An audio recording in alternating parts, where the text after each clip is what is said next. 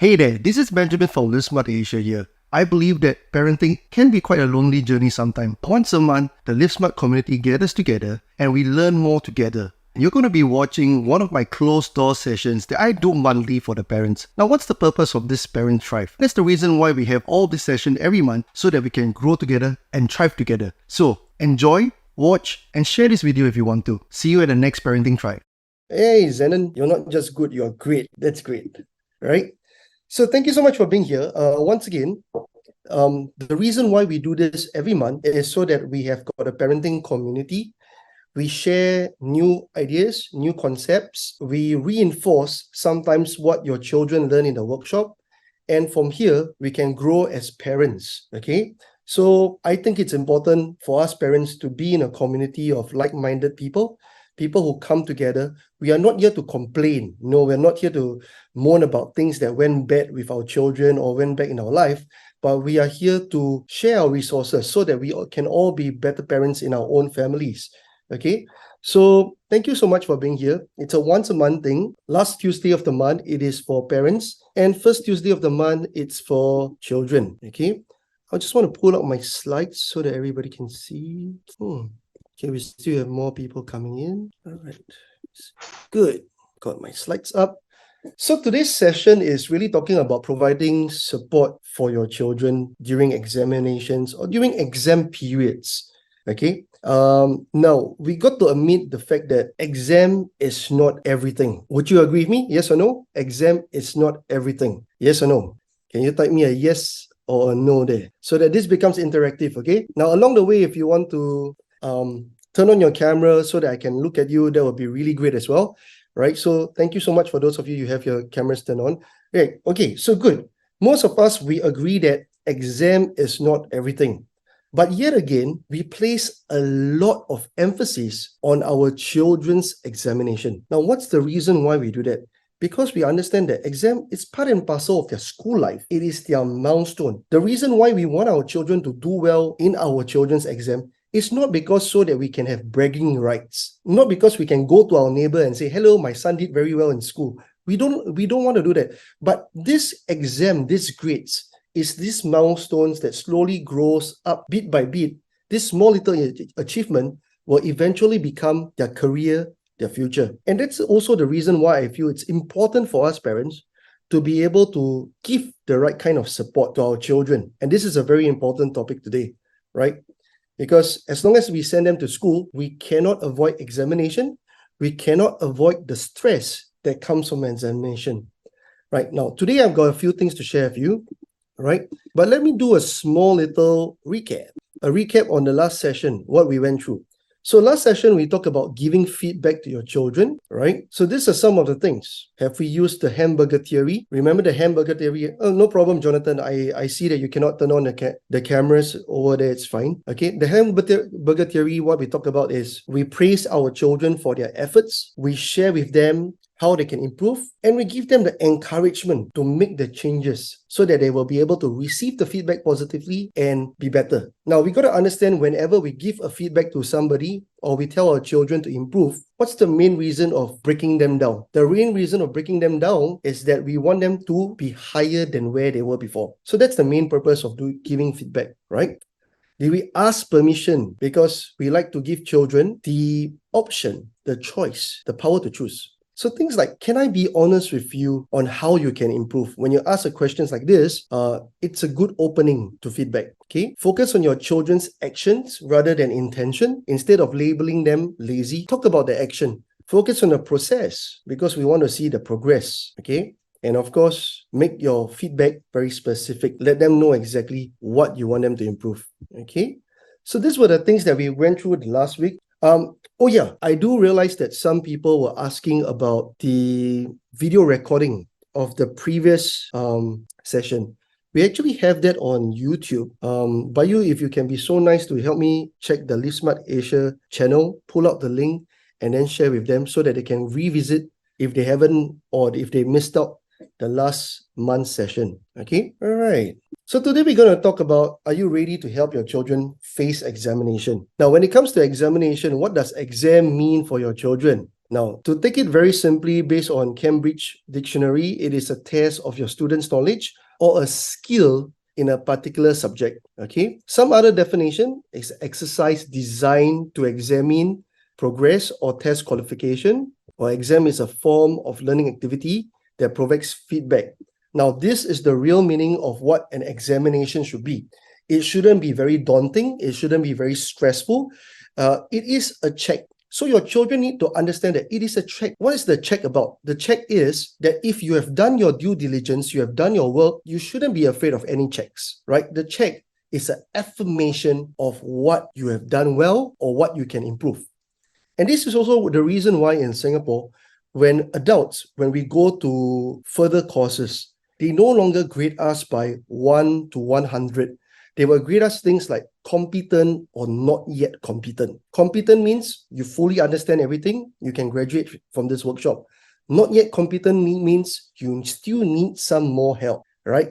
Unfortunately, the grading doesn't work in such manner when your children go to school. Well, what's the reason why when your children go to school, they cannot just go competent or not yet competent? The reason is very simple. The examination system is not just about your children checking their progress, but it's also the way the government use to actually segregate and differentiate the different kinds of career path that is suited for your children. So if they are somebody more knowledgeable, certain industry will require them. And that's how they segregate. They use examination as a way to segregate and define and assess your children. So that's the reason why we feel that examination is important. If you don't do well in your examination, you don't have a good future. That's what a lot of parents preach to their children. But like I mentioned just now, exam is not everything. It is part and parcel. They need to learn how to embrace it so that the examination can be a testimonial of how they have done well. So we got to get our children to take it positively. All right? See? Now, new studies have found that 75% of children, they suffer anxiety-related symptoms or they are diagnosed with anxiety around the exam season. Test anxiety is a combination of physical symptoms, emotional reaction that interferes with ability to perform well on tests. Okay? So how to prevent this from happening? Now, the 3F of exam stressors. The fear of bad result. Some children, before they even start their examination or before they even do anything, they have got fear. Now, what's the fear? The fear is, of course, they get negative results, right? Now, more than 85%, including those who have performed well, have moments ahead to the exam whereby they are worried they're not prepared enough. They may get bad results. Now, how do you counter all of these fears? Later on, I will share a few more tips on how to counter this, right? They are focusing on their past results. So remember, examination is a test not about what happened last time, but a test about what they have done and prepared. So past results don't matter if the past is the past, and in between the past and the future, right, or in between the past and now, they have done their necessary due diligence, okay? No matter if it's good or bad, it sometimes creates an unbalanced expectation for students should they focus too much on what they have achieved in the past, okay? And sometimes the reason might be because also about family. Parents, are we more encouraging or are we more fearful as well? So some parents, right, when exam comes, we are also fearful. Fearful because what? Because we know what's going to happen. Just by looking at our children's effort, sometimes we believe that they can put in more effort to get better results. And because of family, it can sometimes create some stress. You cannot hear, no audio. Okay. Zenon and Zinta, maybe can I find out how old is your child? Okay. My kids are 9 and 8 years old. Okay. Yeah, So that but also happens. Go ahead. yeah, but when by the time the exam comes, they really don't care. They just consider it as a normal situation. There's no stress And at. do they do well? Yep, the score is okay, but they're not showing any stress at all. That's the whole point. So that you see, sometimes when there's stress, parents we are worried about it.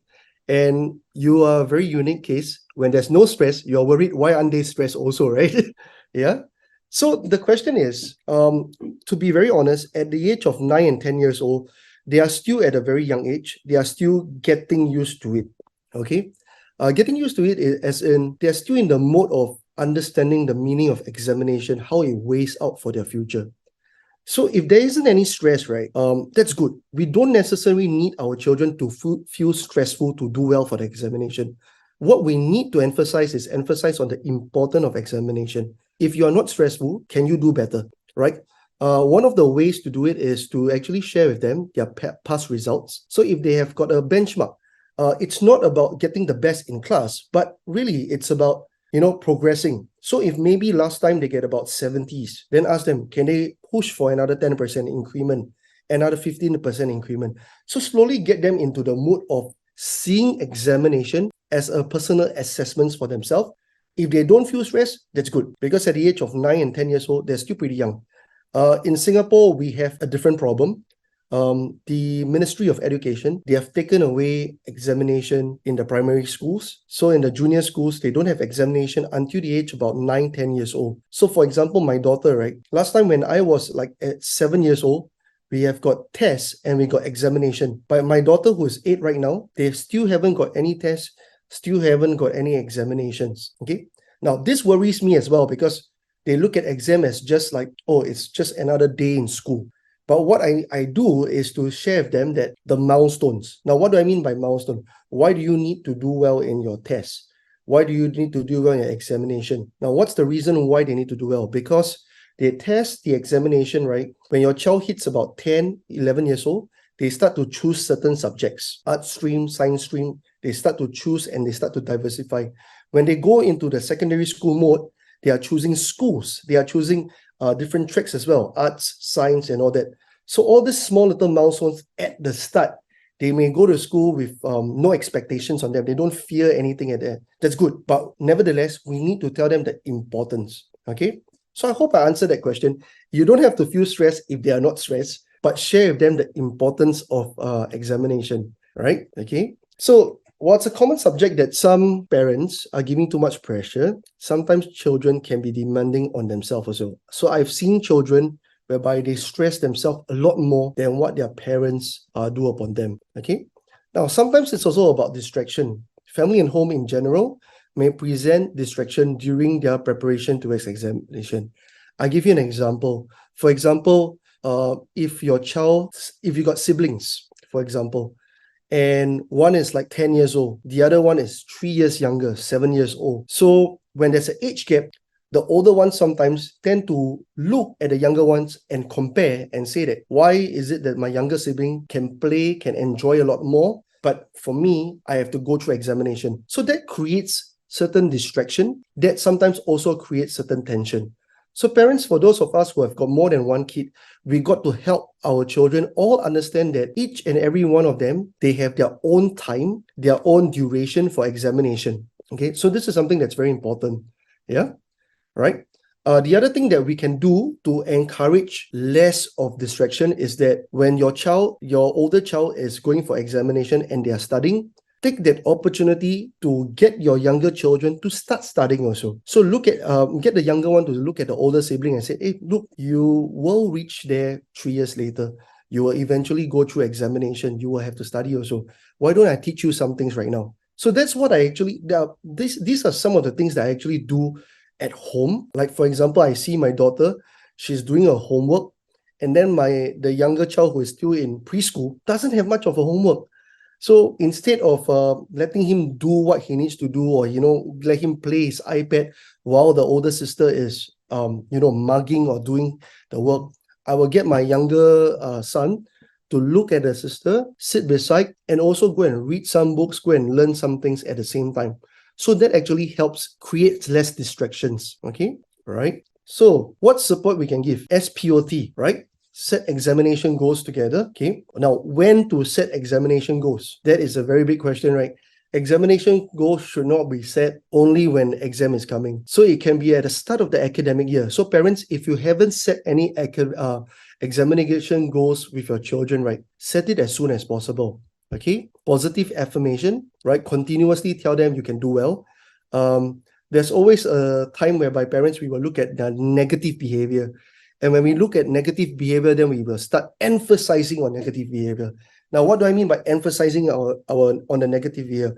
We see our children being distracted and not studying. So what do? We emphasize and say, if you continue this behavior, you will see what happens when examination comes. You will fail your examination. And we are just repeating that that negative event again and again in their head, right? And then what happens when exam comes? My mother say, oh, I never study for my exam. I will sure not do well. It's a negative affirmation, all right? So what do I mean by positive affirmation? When they do something well, right, we can use it to help them and give that positive affirmation to them. For example, we see them determined to do something. Hey, this determination is really great. Use this determination when you study as well. I'm sure you can do better. So that's a form of positive affirmation, okay? Organize healthy habits at home. Follow a schedule. There's a time for them to sleep. There's a time for them to watch videos. There's a time for them to study. So once you had that set up, things will become very simple, okay? And train what they have learned, okay? So let me zoom down more into details. Making sure you set super goal. This is something that we teach your children a lot in the workshop itself. The S stands for specific, okay? For example, your child says they want to score better results. What's the meaning of better? The way that you study for 80% and the way that you study for 90%, it's very different. Now, it's got to be under control. Under control means you have to got it under time control. You got to be able to mark your calendar. Positive, okay, right? Make sure there is a burning desire within them rather than comparing them with other people. It's got to be emotional. Find out the reason why your children want to do well. Parents, as much as we love to hear this, a lot of us, we love to hear when our children say, I want to make my parents proud, okay?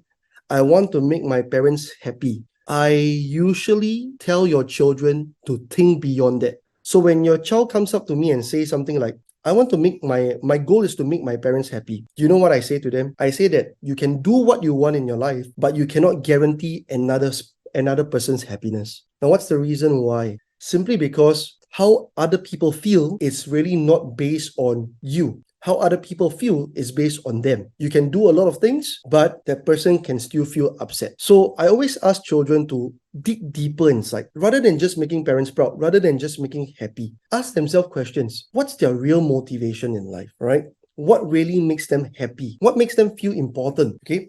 Now, I understand that this can be quite abstract for a younger child. Let's say, for example, 10 years old and below. They might not understand this. But if we can input the concept of finding their intrinsic motivation when they are young, I'm very sure that when they hit 11, 12, 13, 14 years old, whatever they do, they know it is for their own good, right? And they'll be able to motivate themselves.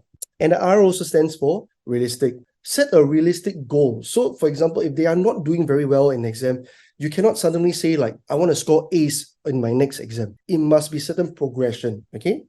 Now, positive affirmation, you are what you think you are, okay? Right? So there are some things like validation. Help your children to see what they can or can't control. For example, they can control the number of lessons revised, but they cannot control what's going to be tested, okay? However, they can also be prepared based on past year papers. What are the usual questions that are coming up? Okay, say good things for good results. Every single time they ask about bad possibility, always remind them that they have given their best and they should have no regrets. Okay, so this is an example. Organize healthy habits. Good sleep, good breakfast, good revision cycle. Okay, so to understand good sleep, we got to understand there are 4 stages. Right? Stage 1 sleep is the lightest sleep stage, when one goes from wakefulness to being sleepy. Stage 2, rhythmic brainwave begins. It's called sleep spinders, okay, which provides sleep-related benefits that enhance cognition and long-term memory formation. Stage 3, deeper sleep where your brainwave slows even more. Stage 4, the deeper sleep of level where majority of our brain repairs and restore, okay? This also helps to refresh us in the morning. If you wake up during this stage, you can be very disorientated. And REM sleep, rapid eye movement, brain activity heightens and dreaming occurs. Your muscle tone is relaxed. Now, which is the best, of course, when we go all the way to REM. And it's not easy to get good quality sleep sometimes. So what contributes to good quality sleep? The lightings in the room. What is the best lightings? Actually, is as dark as possible. The temperature of the room. It shouldn't be too cold. It shouldn't be too warm as well. So all this contributes to good quality sleep. And of course, drinking water right before you sleep doesn't really help as well, because children will have the tendency to wake up and want to go to the toilet, right? Just about 2 months, 1.5 months to 2 months back, I actually did a sleep test, right? Not sure whether any one of you heard of this thing called sleep test. You can request for a sleep test to be done. The sleep test will tell you how many times you wake up, what kind of quality sleep that you go into, right? And some people who are suffering from this thing called sleep apnea. Any one of you snore during your sleep? Question. Snoring or you choke during your sleep? Yes, no, maybe. I'm going to write it down for you. Okay. This is called sleep apnea, whereby people wake up and they wake up because they are choked. Sometimes they don't get enough oxygen supply to the brain and they suddenly just jump out of or waking up. Sometimes it happens when people snore as well. It is, number one, it can be a weight factor. Number two, it can be a genetic factor based on the neck. So yeah, I went for a sleep test and it seems that I'm slightly overweight and it's time to cut my weight down. And also at the same time, right, they recommended me to sleep with a machine. So I'm not sure whether you heard of a machine. It's an oxygen supplying machine, whereby it consistently flow. And then after, I've got friends who use that. They say it's very good. It improves their quality of sleeps. So there's a lot of things that contribute to good night's sleep. But I believe that if your child doesn't eat directly before sleep, don't drink too much before they sleep, at their young age right now, if they are healthy, their weight is okay, they should be able to have good sleep, right? Good breakfast. Okay. So your brain requires a constant supply of fuel. That fuel can come from the food that you eat. So what kind of food that your children eat is also very important. I've seen a lot of children during the workshop, they are very familiar with rice. So what do? They eat a lot of rice. Now, the plate is like this. The rice is like one mountain. The meat is only one portion. So go and Google a good portion of a meal. Your rice should not be more than your palm size. Okay, rice shouldn't be more than your palm size. Your cups shouldn't be more than your palm size. And then you need to have your protein and you need to have a good mix of your greens. Okay, so these are some of the things can improve your quality. Good revision cycle. Now, I'm going to talk a little bit more about this later on. Okay, but in general, your children need to revise at least 4 to 5 times. And later on, I will zoom down more into this. Okay. And of course, train what they have learned. So what they have learned power-up notes, making notes. They have learned power-up memory. They have also learned effective time management. They have also learned school chapter analysis. I will zoom down more into detail so parents, you can understand more about this, okay? All right. Now, this is the summary over here. I'm not done yet, okay? I want to help you all understand something. Let me use my iPad instead. Okay, good. Question. How much time do you think your children need to study every day? Can you write down for me, how much time do you think your children need to put aside every day to study? I would like to see 2 hours. Okay, 1 to 2 hours, 1.5 hours. Interesting. Okay, the answer is, it really depends. Okay, depends on what? I'm going to share with you, right, a secret formula that I do to help children plan how much time they need to study. So parents, please take note of this because this is going to help them or help you to understand certain things. Okay, please take note of this. First and foremost, right, we got to understand that it is normal for our children to feel stressful when examination comes. Do we all agree on this? Yes or no? Exam come, stress level will go up. Yes or no? It's quite normal. No. Yes. No. Okay. Yes. Okay. Sometimes the parents more stress. Okay. That depends, right, whether you are student A or student B. Now, what do I mean by student A or student B? Let me share a few students B mindset. Students B mindset, right, is let me not study. Now, what's the reason why I don't study? Because studying equals to stress. So I don't study. So they feel a low level of stress. Okay. Now, what happens when exam is nearing? Exam is nearing. The stress level go up or down? Can you please write down for me? Stress level go up or down? Up. Very good. So stress level suddenly shoots out. It goes all the way.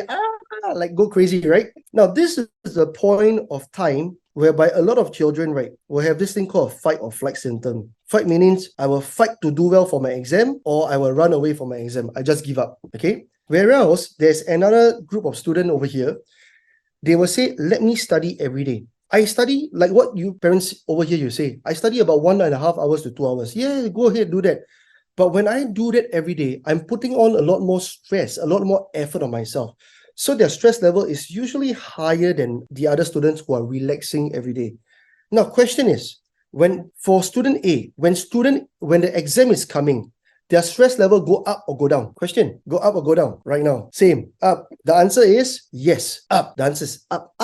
Like this. But because they are so used to experiencing all of this already, remember guys, what happens is this, a lot of us human beings, we like to be in this thing called our comfort zone. When we do something outside of the comfort zone, we become uncomfortable. True?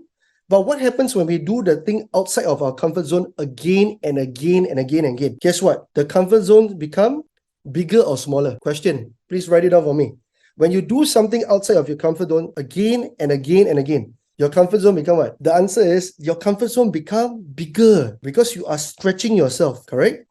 And that's the reason why we say that when we have our goals, or rather when children have our goals, or parents, when we have our goals will increase our potential a lot more. And what's the reason why it increase our potential?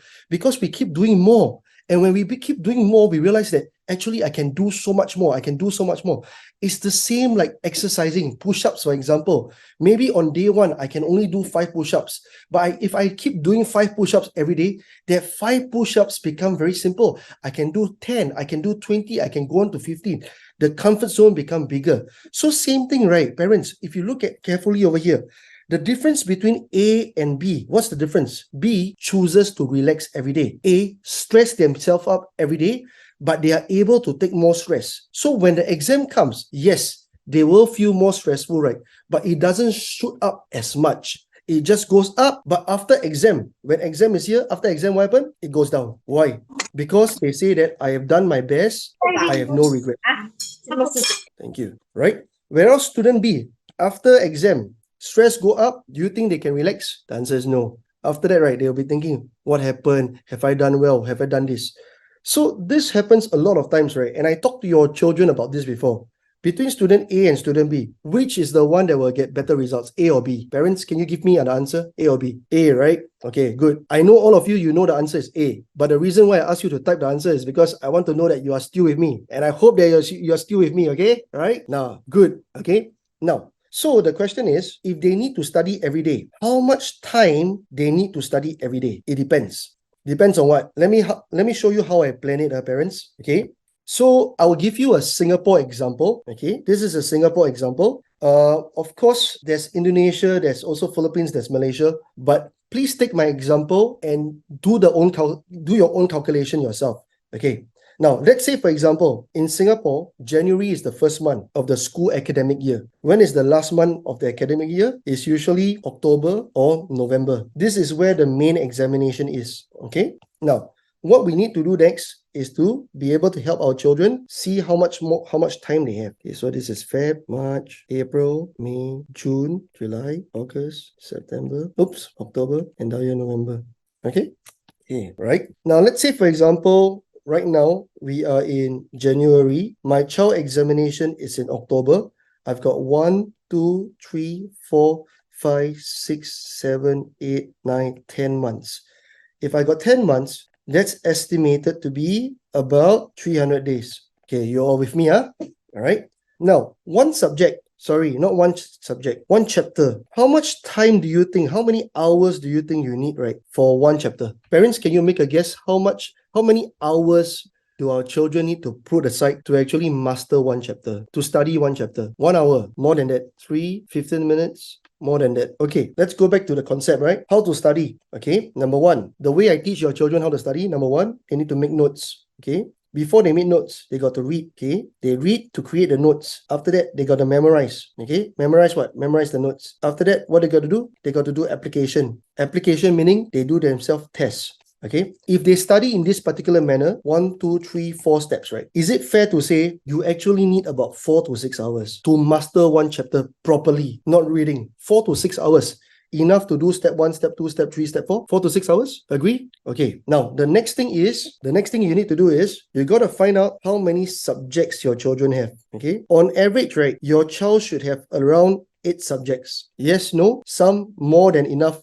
Some more than 8 subjects. Some of your children, 10 or maybe 12 subjects. But am I right to say that 8 is an average? Yes. Now, the next thing is, if one subject has got 20 chapters, all right, then your children have got 8 subjects. That is 160 chapters in total. Okay, this is more of a Singapore context, right? Now, if you have got 160 hours, 160 chapters, how much time you need to master 160 hours? So 160 multiplied by 4 hours on average, 640 hours. Okay? Parents, just now I mentioned there's still 300 days before my exam. Okay? Which means I need 640 hours. Divide by 300 days. 1 day, I need about 2.1 hours. Okay? Enough, 2 hours lah. Okay? Now, that is assuming what? That is assuming your children started in the academic year, correct? And then they still have got about 10 months, okay? Now, assuming, right, if your child only started when? They only started right here in the middle. Because why? They only went for Years 21 workshop. Then they only found out about all of these things, correct? If your child has only got 5 months left, then you will need at least up to 4 hours a day, okay? So what's the formula? Parents, what's the formula? The formula is number 1. Please find out total subjects they have, total chapters they need to master. Okay. Number 2, right? Total chapters multiply by 4 or 6 hours. Why do I say 4 or 6 hours? Because some of your children, they need more time than 4 hours. For the older ones, easily 6 hours, one chapter. Because their chapters are longer, they are more complicated. For the younger ones, sometimes even less than 4 hours. So the formula is simple, but it varies according to your children's standard and age, okay? And then after that, what do? You find out how much days they have left before exam, and then you divide it, total time needed, divide by days before exam. Okay, now, parents, can I also share with you, right? Usually, when your children examination, if it's in November, I will minus off 1 month, and I will count it from 1 to 9 months. I will not count the last month. Now, what's the reason why I won't count the last month? Because the last month, I will usually set it aside for revision. Okay. Simon, the answer is still 2 hours. Okay. Why do I say that? Because sometimes your children, this is the same thing that I teach my staff about this. P1 is priority 1. P2 is priority 2. What's priority 2? Study in advance is priority 2. Homework is priority 1. Okay. So for example, right, Simon, I give you an example. Your child comes home from school, got homework, and got to study in advance. Which one you do first? You take that 2 hours, you settle the homework first, because this is your priority 1. There's a deadline. But studying in advance, it can be planned, right? Now, I also want to share with you another graph, the 4 revision graph. Now, this is the one that was in the slides just now, but I want to explain to you why I say need at least 4 revision. Now, a lot of us, right, or a lot of our children, we all go through this thing called memory decay. What is memory decay? 80% of the things that your children learn, within a day, it will be forgotten. So within 24 hours, right, if your children don't revise, 80% is lost. So what do? They need to do their first revision. Then, boom, it goes back up. But after a while, it starts to drop. Now, within the next 1 week, your children revise, boom, it goes back up. After a while, it starts to drop. Within 1 month, revise, go back up. After a while, it starts to drop. Within 3 months, okay? Now, when your children revise at least about 1, 2, 3, 4 times, it goes into this thing called LTM. Can anybody guess what is LTM? Make a guess what's LTM? Okay, very good. February, it is long-term memory, okay? Novely, Intan, you asked me how to get our children understand this calculation. He said the hours in school should be included in his learning hours. This is not the first time I answer this question. In fact, some of the children, right, they come up to me and say the same thing. Then you know what I say to them? I always pick it as a challenge. I will look at your child and say this. Well, you want to do the same things like everybody do, and you want to be average, or do you want to be above average? So if you want to be above average, you want to be better than everybody, then you got to put in more effort. So it's not the first time I encountered this question, but Novely, thank you so much. That is a way to talk to your children. Do you want to be average, or do you want to be above average? You want to do what everybody doing, or you want to use this knowledge as an unfair advantage for you so that you can be better? It's a challenge, right? This is I understand where you're coming from, because this is exactly what students in the workshop have asked me. He just said he want to be average. Then you look at him and you tell him he better be joking. Right? I hope he's really joking, huh? Okay. So parents, you're absolutely right. It is this thing called LTM, long-term memory. So there's actually 4 points of revision. 4 points of revision. Now, what's the 5th point of revision? The 5th point is revision is before, 1 month before or 7 days before exam, please revise again. That's the reason why I usually give a benchmark of 1 month before exam, it's no longer about studying. 1 month before exam, it's about revising what they have learned. Okay. All right. So I hope this whole calculation on the iPad works because I find it better than my fixed slide. It's really speaking based on my experiences, speaking based on my expertise of talking to children for many years already. So this is a way to help you parents, right, to understand that if you want to help your children, they need to plan their time. How much time? You don't know, right? Okay, put a time to things. Then we start calculating, we work backwards. If your children got lesser time, right, then it's time for them to increase the amount of time they study every single day. Okay. So what I will do sometimes is, because we have all the textbook already, and it's good for us to read the textbook in advance, because when we go to school and the teacher teaches for the first time, and if it's the first time reading as compared to the second, third, fourth time reading, right, you will gain a better understanding. Also, at the same time, right, the way that you do it got to be very tactical about it. Meaning to say, when you read in advance, what's the point of reading in advance? It's not to the point of reading in advance is to gather the information in advance and to have all these questions in advance also, right? So if you ask me, preparation in advance, is it useful? The answer is yes, it's absolutely useful, right? However, some children, right, they don't read in advance, or they don't study in advance, simply because for some of them, they are already lagging behind. So if they are lagging behind on chapter 2, chapter 3, it's going to be hard for them to catch up and read in advance to chapter 4. So parents, right, while we get our children to do it in advance, right, sometimes we also need to understand at what chapter they are at. Okay. Now, what's the reason why I say that? Because I have seen some children, right, who can progress from level 1, level 2, level 3, level 4. They can go for 4 years, right? But the foundation at level 2 is not strong. So when we do, like, for example, mathematics, for example, and we do coaching, one-on-one coaching for mathematics, the first thing we do is we pull out all the previous past years from level 1, 2, 3, 4. Then we analyze and see where the children is lagging. Then we start from there. Because if you go in advance, but the foundation is not done, then that defeats the purpose. The thing is, I understand where your child is coming from already, because it's like, I learned this before and I'm learning it in school again. So the thing is, it goes back to the same thing.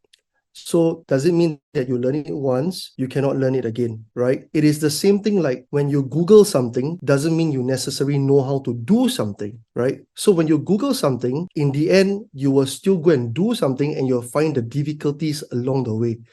It's about that learning process. So the learning process, right, has got to be taught to him like it's going to be continuous. I can teach you in advance so that you can gain an advantage. But when I teach you in advance, right, and you gain the advantage, don't go to school feeling like arrogant or knowing that you know before, and you lose the advantage by closing your ears. So just because they learn it one time doesn't mean they cannot relearn it. Try to share with your children this concept of learn, relearn, and unlearn. So in the 21st century, right, changes is moving very fast, correct? And we always tell adults that they need to learn 3 very important things. What are these 3 things? Learn something new, relearn. If you think that you already know it, relearn it. And then, of course, the third one is unlearn. Learn, relearn, unlearn. Unlearn the old manners. So it is really encouraging your children, right, to say that, yes, I teach you one time because I want you to gain an advantage. But when you go to school, don't lose that advantage, right? Learn even more, relearn it again. Test this out. See whether that works. It is about that mindset of just because I score 1 goal, like if you play football, right, or you play sports, just because you score 1 goal doesn't mean I stop running. You continue to run to score the second goal, the third goal. You continue to fight to become better than before. So really talk to him and ask him to put in this competitiveness that I prepare you already, but I want you to be prepared even more when you go to school. Test that out. By the way, who asked that question? I didn't get the name. It's Simon Ray. Yeah, can. Okay, Ibu, you test that Okay. out, okay? Okay, I will You tell test them, it say, you and must be hungry, like you play football, you score 1 goal, you cannot stop there. You must continue push for the second goal, third goal, right? okay. Thank you Yeah. very much, Coach. Hey, no problem. Hi, Benjamin. Can I ask one question, please? Yes, no problem. Who is this speaking? Yes, Posma, is it? Posma. Yes, Jakarta. Yes, yes. This is a very simple question actually.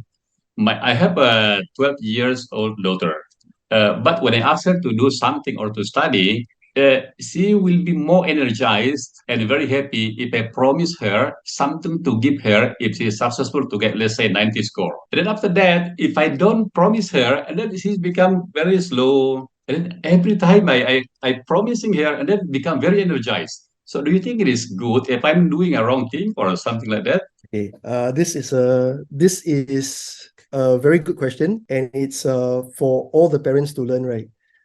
It is not right or wrong. It is how to balance also, because I understand where Mr. Postma you're coming from. But if you look at it in a bigger perspective, it is already happening. You see, right now your children is motivated based on the carrot that you dangle in front of them, right? Then they will ask you, what's the next thing? Then next time they say, if I go to work, what you will give me? If I run the business for you, what will you give me? They are always looking for the next thing, right? Let me share my screen to just better illustrate this question. So this question over here, right, is a question of motivation, okay? So the motivation, right, happens too often that it becomes, sorry for no other word, but it becomes like, if you keep like, if you do this, I give you something. If you do this, I give you something. It becomes like bribery already. Like I bribe you to do something. I give you to do something, right? Now, we want to avoid that. Once in a while, it's okay because we want to enjoy it together. All right. So we got to understand how does motivation happens. So if let's say, for example, I'm on a donkey or horse. Okay, this is an animal over here. Okay. How do you motivate the horse to go in front? To move the horse, there's only two things. Number one, you dangle the carrot in front.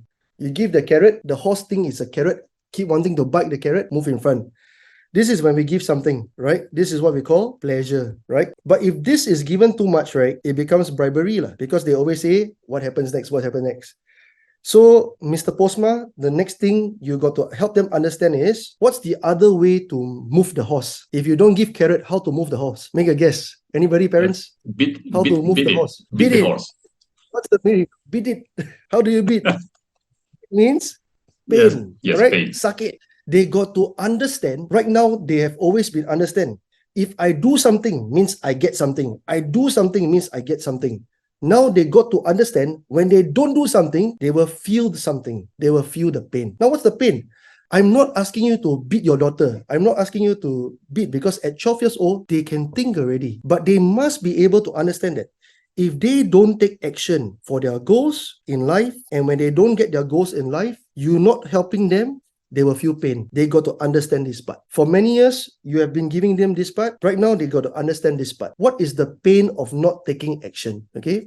Now, maybe not something in the future like goals, but you can set a rule like, hey, it's your choice. If you don't do this, I maybe will take away. Take away what? Parents, I don't believe in taking away gadgets these days because they got so many gadgets they can hide and everything. So what do you take away? You take away the source of it all. You take away the Wi-Fi. Correct? No Wi-Fi means no Netflix, no gadgets, no everything. That's worse than anything. You take away the gadget, they will find something else. So take away the Wi-Fi, right? If you don't take action, I'm sorry, I gotta take away the Wi-Fi for 1 hour, okay? 1 hour when? 1 hour when you know they're always playing their game. 1 hour, okay.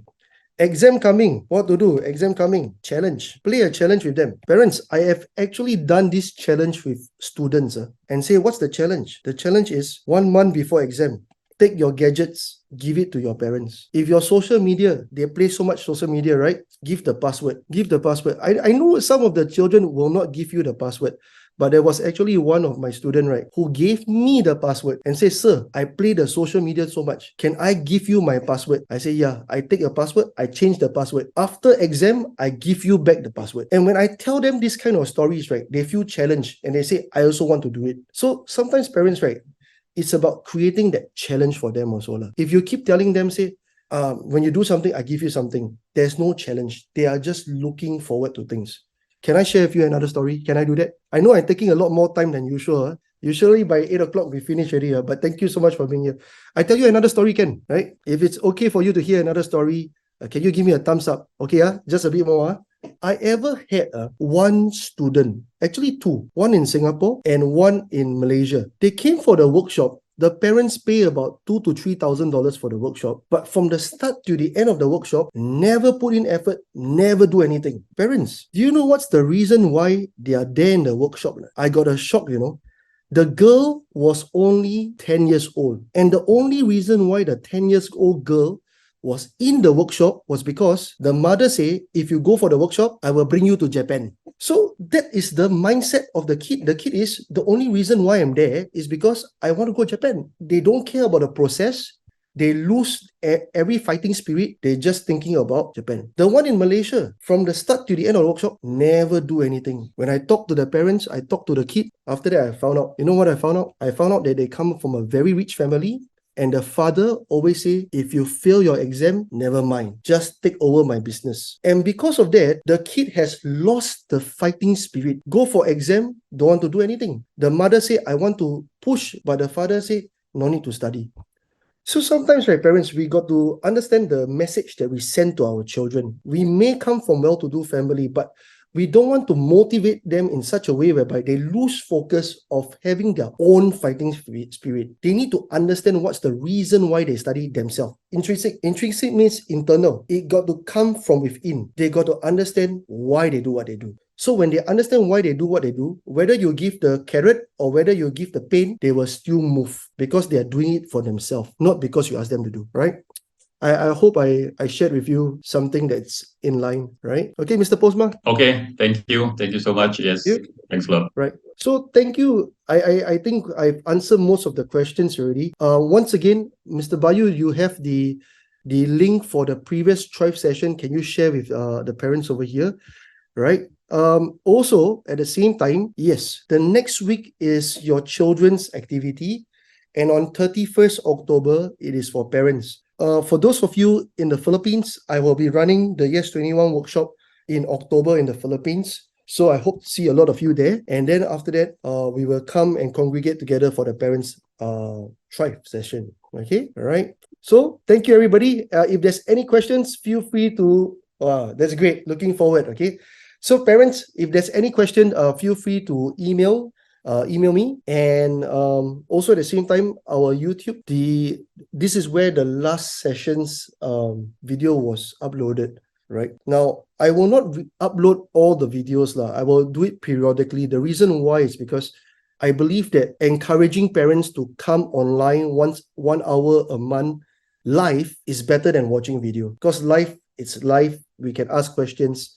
So that's the reason I don't want to encourage like, oh, if I miss the session means I can watch it offline, right? We will release the video periodically, but along the way, we will do that. Okay. So thank you so much. All right. Okay, Rose, thank you so much. I hope it's beneficial for you.